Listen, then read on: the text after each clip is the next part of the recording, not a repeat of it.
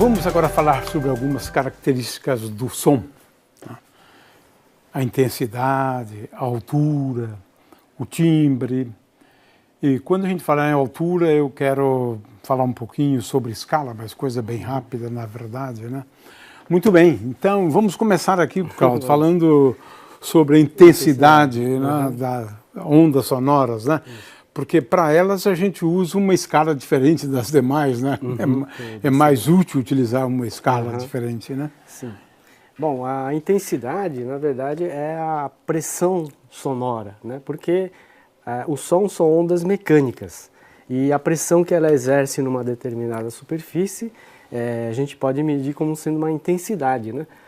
A energia ou potência por metro quadrado, né? Watt por metro quadrado. Isso seria a intensidade sonora, né? Que a gente pode, inclusive, levando em conta a sensibilidade do ouvido, ser medida em decibéis. Quanto decibéis, de energia, né, por unidade de área, por unidade de tempo, a onda transporta, né? Isso. E a escala utilizada, levando em conta a sensibilidade do ouvido, né, uma escala logarítmica, né, é a escala decibel, né, que o plural é decibels, né, não decibéis, mas decibels. E isso é uma coisa fácil de ser medida usando um decibelímetro, né, que hoje em dia tem aplicativos no celular, muito simples, né, muito fáceis de conseguir, gratuitos, né, e você pode medir a intensidade, né, os decibéis. Né? Então isso seria a intensidade. Agora, quando você leva em conta a sensibilidade do ouvido humano, que é diferente para cada frequência, então nós chamamos de volume do som. Né? Então quando você tem um aparelho de som cuja intensidade está começando a incomodar, a gente diz que o volume está muito alto. Né? Então, na verdade, quando levando em conta a sensibilidade do nosso ouvido, a gente chama volume. Né? Porque não basta só medir a intensidade, né? Porque, por exemplo, se eu tenho um som na faixa do ultrassom, a gente não escuta. Então pode ter uma potência altíssima na faixa de ultrassom, a gente não vai se incomodar. Né? Então, dependendo somos sensíveis só a um intervalo de frequências, exatamente, né? De 20 Hz até 20 mil Hz. 20, né? Exatamente, nessa faixa aí. Né? Bom, isso então seria a intensidade e volume levando em conta a sensibilidade do ouvido. A outra característica do som é a altura. Né? A gente confunde um pouco a altura como sendo a intensidade, né? Mas isso é comum. A altura, na verdade, está relacionado com a frequência, né? Ou seja, graves e agudos. Né? Então aqui nesse xilofone aqui, a gente pode dar exemplos, né, de vibrações graves, né, som grave e sons agudos.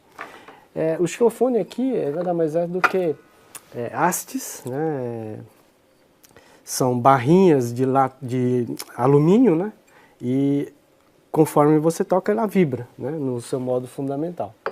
Lógico que ele tem vários harmônicos, né, mas cada uma vibra, né, numa determinada frequência. Ela vibra e com isso o som também vai vibrar. Então a altura está relacionada exclusivamente à frequência do som. A frequência, isso. Por exemplo... Quanto menor a frequência, os sons são mais graves, né? Mais graves, né? Isso. E quanto maior a frequência, os sons são mais agudos, né? Isso. Por exemplo, aqui eu tenho uma haste, né? Que é uma barrinha mais curtinha, né? Então ela vibra mais rápido do que uma haste mais comprida, né? Então ela vibra mais lentamente, com isso a frequência vai ser maior, ou seja, mais grave. Né? E aqui, mais alto, maior a frequência, mais agudo.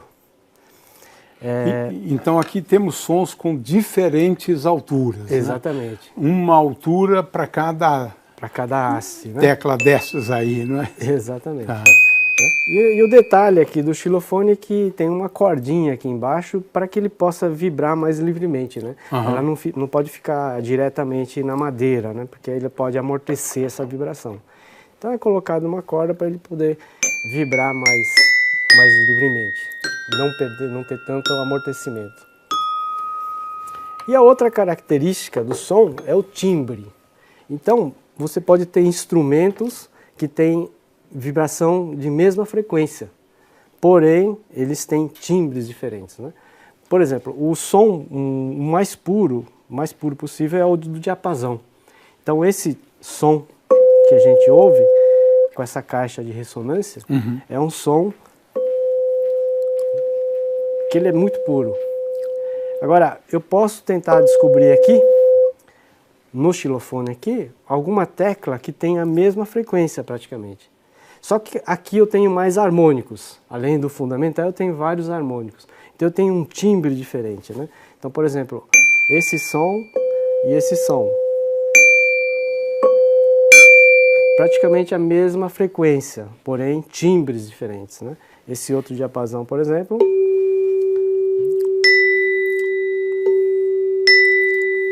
Então, a gente associa o timbre, né, ao conjunto de frequências, né, Exatamente, que compõem aquele som. Aquele som. som. É um som periódico, né? Então é uma questão de decomposição espectral, na verdade. Exatamente, né? que tem vários harmônicos. Né? Ah, interessante. Eu só queria, antes de encerrar a aula, né, dizer que o conceito de oitava, né, que é um conceito importante, né, no que diz respeito a escalas musicais. Né? Oitava se refere, né, à duplicação da frequência. Então, se aqui eu tenho uma determinada frequência, né, o som que tem a frequência que é o dobro desta aqui, corresponde então a uma oitava. Né? Então, eu estou imaginando, né, que aqui eu tenha uma oitava. Né? E o que se convencionou, né, é que existem várias formas, né, de dividir uma oitava, né, em notas musicais, o número de notas. Né? Então, a escala natural aqui deve estar representada por essas de alumínio, eu não sei se com muita precisão. Né? E estas outras é quando você divide uma oitava em 12 partes, né? De forma que a frequência desta aqui é igual à frequência dessa vezes 2 elevado à potência 1 sobre 12, na escala de igual temperamento. Né? Então, esta aqui, por outro lado, já tem uma frequência de 2 elevado a 2 sobre 12, que é igual a 2 elevado a 1/6 dessa frequência.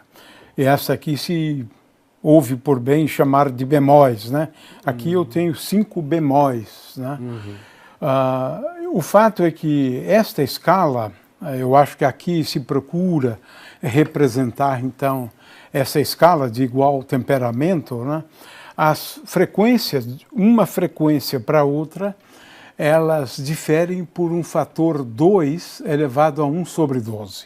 De forma que depois de 12, se eu tomar n aqui igual a 0, n igual a 1, né, depois de 12 eu volto a uma frequência que é exatamente o dobro dessa que eu comecei.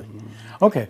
E a escala natural são essas notas aqui que eu estou imaginando. Eu não sei se isso aqui é uma representação muito perfeita, né? Porque é um instrumento mais simples, né? Pode ser que não aconteça isso. Mas, de qualquer maneira, no caso da escala natural, nós temos, então, 7 notas, né? Essas notas aqui.